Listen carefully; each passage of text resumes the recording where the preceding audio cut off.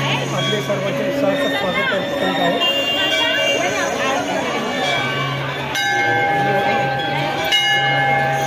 मध्ये स्थापना केलेली आहे मंदिराची।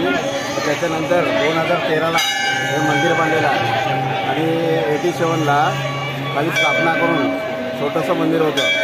2013मध्ये आता मोठं मंदिर झालेलं आहे। आता उत्सव झालेला आहे। 6,000 7,000 मोजण्याला येतात दरवर्षीप्रमाणे या मोठ्या प्रमाणात जल्लोषात श्री दत्त चॅरिटेबल ट्रस्टतर्फे दत्त जयंती साजरी करण्यात येत आहे।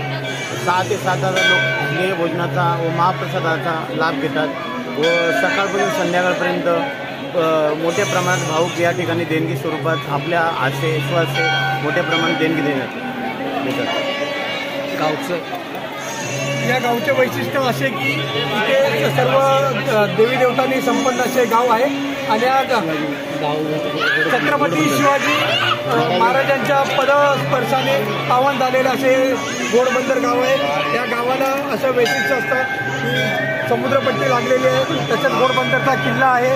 आपण इकडे बघत असणार आणि जवळजवळ इथे भक्त भाविक आहेत। नाही म्हटलं तर दरवर्षी इथे जवळजवळ 25,000 दत्तभक्त इथे दर्शन घेतात व कमीत कमी 6,000 ते 7,000 माझ्या माहितीप्रमाणे आम्ही मागील 5 वर्षात बघतोय की 6,000 ते 7,000 भक्त महाप्रसादाचा लाभ घेतात आणि यावर्षी ही भक्तांची संख्या वाढणार आहे।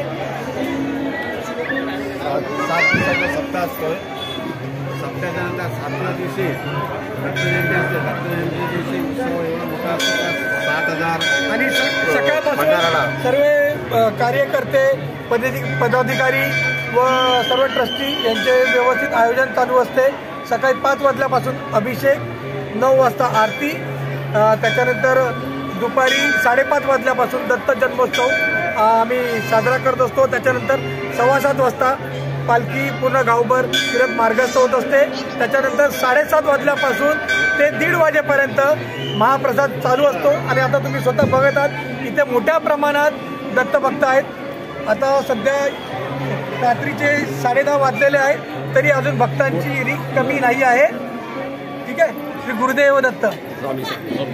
थँक्यू।